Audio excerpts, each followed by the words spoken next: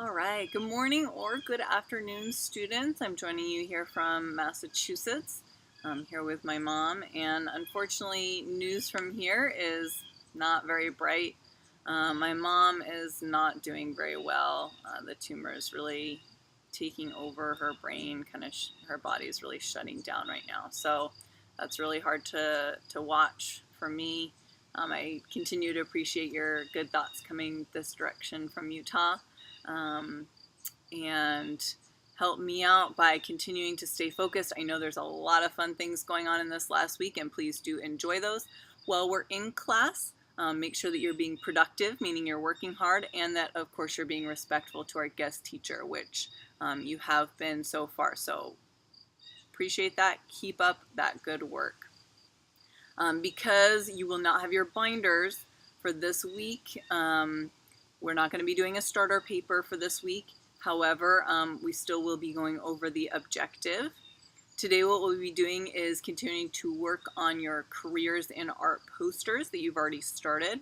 We'll also be talking a little bit about graffiti art and how that can either be something that lands you in jail with lots of fines and money that you have to pay, or it could be something that you actually make money off of and even potentially part of your career. So look forward to that.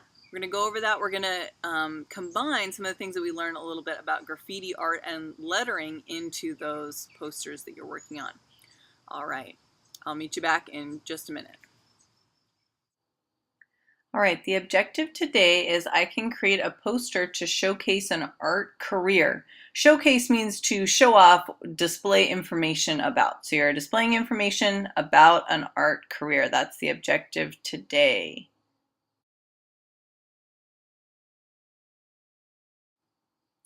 Let's review what you need on the poster. So each one of you, you're going to be in pairs. If your partner is not there, then you're going to have to work on it yourself. So what you need on the poster, you need a career title, a job description, describe what you would actually do in this job, the special skills that you'd need for that job, where you would work, the work environment, so at an office or at home, the education that you would need for that job, the level of education, so whether you would just need a high school diploma or whether you need college or even beyond that, and then the salary, how much you would be paid per year. Some of them have different salaries for different subcareers within a particular career, so watch out for that. That's a review of what you need on the poster. So I promised that we talk a little bit about graffiti and then combine what you learn about graffiti into some of the lettering that you're going to be doing on the poster. And we could even have a little bit of a competition with who has the coolest lettering on their poster. And I'll let our guest teacher figure out how he or she would like to do that little competition. But let's take a look at graffiti. Graffiti's been around since the pyramids, the ancient pyramids of Egypt. So it's been around for a long time. Graffiti artists we often think of as working with spray cans and maybe potentially getting in trouble for their art. We'll talk about that in just a minute. Many graffiti artists plan out their pieces or their work. They practice a lot in what's called a black book or a sketchbook. And this is an example from my friend Ray Whitcomb's sketchbook. He's a graffiti artist, and we'll take a look at one of his works in just a moment. But I want you to just take a look at the lettering that he's showing off here in his black book sketch. Graffiti lettering can take a lot of different forms. Here we see a very three-dimensional lettering form with lots of overlap. Overlap tends to make the letters look really interesting, and you can do a lot of interesting things with that overlap. This next one that we're looking at here is more of kind of like a clear typeface. There's not too much overlap that we see, so just a different style. There's lots of different styles of graffiti art out there. This next one has a lot of angles, a lot of kind of it's kind of pointy and less bubbly than that first one that we saw. So pretty cool how many different types of lettering there are within graffiti. These are just a few. All right, let's take a look at my friend Ray Whitcomb's work here. This is a mural that he did for an MMA gym. Really cool piece here. And I'm going to give you a minute to see if you can figure out what the words say. Some of the fun of looking at graffiti is trying to figure out what the text or what the words say. So I'm going to let you do that.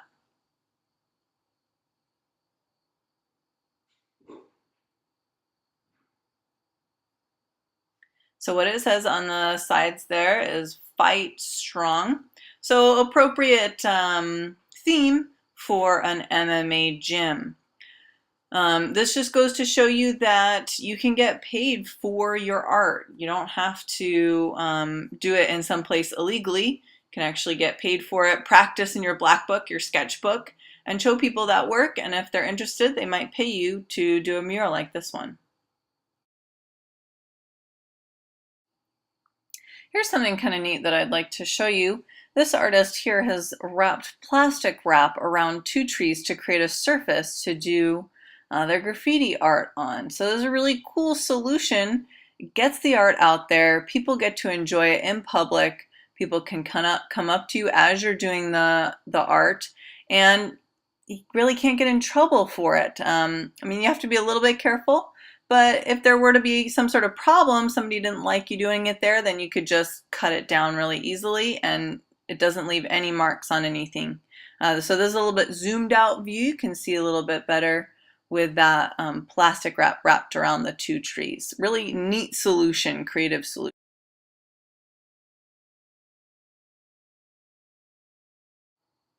So it's your choice. If you do graffiti illegally, you could be criminally charged, you could go to court, you could get a misdemeanor or even a felony and be fined up to thousands of dollars for the damage you've done.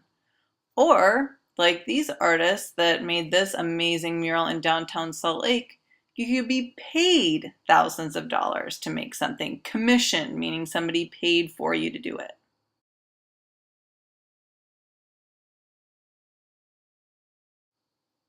Now we're going to combine a little bit of this graffiti art with our poster.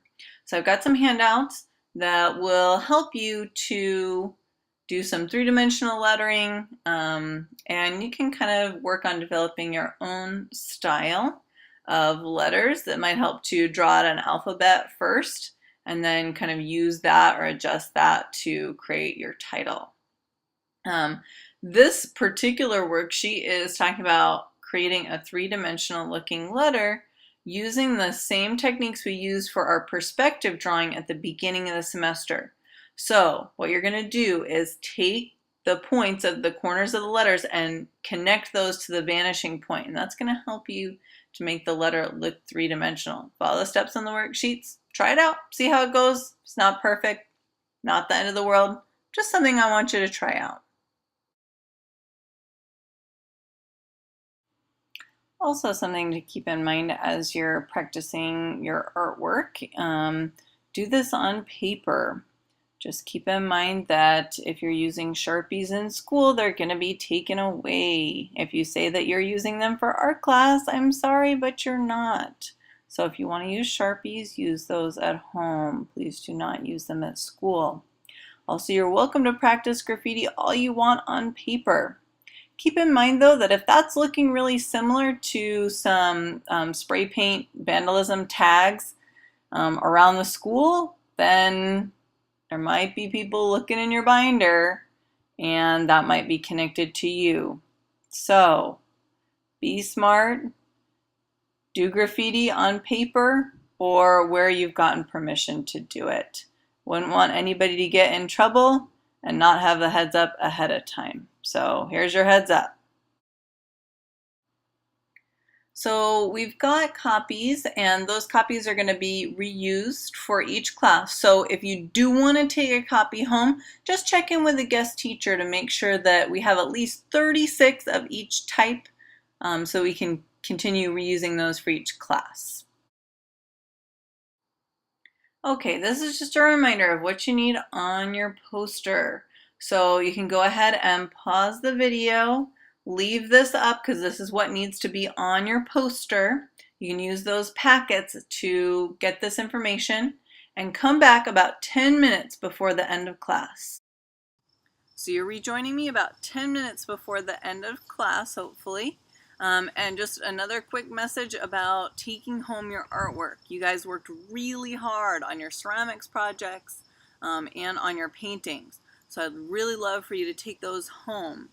They're on the carts on the side of the room or in the back of the room. Now, I really encourage you to take them home, even if you're not in love with them. Maybe your family would like them.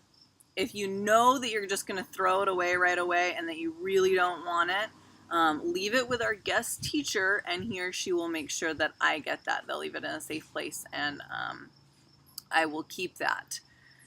As for the folders that are in the art cabinet, they look like this. Mine's a little bit more beat up than yours probably. I would love to keep these folders, so please leave these in a stack with our guest teacher. The stuff that's inside of it, you can take it home if you want, or you can just recycle it. Make sure that you're choosing the right bin. There's 2 bins in the room. One is for trash, one is for recycling. The recycling one is labeled with green paper on the side, and it's bigger. So make sure you get the recycling in the recycling and the trash in the trash, okay? Thanks, and have a great day.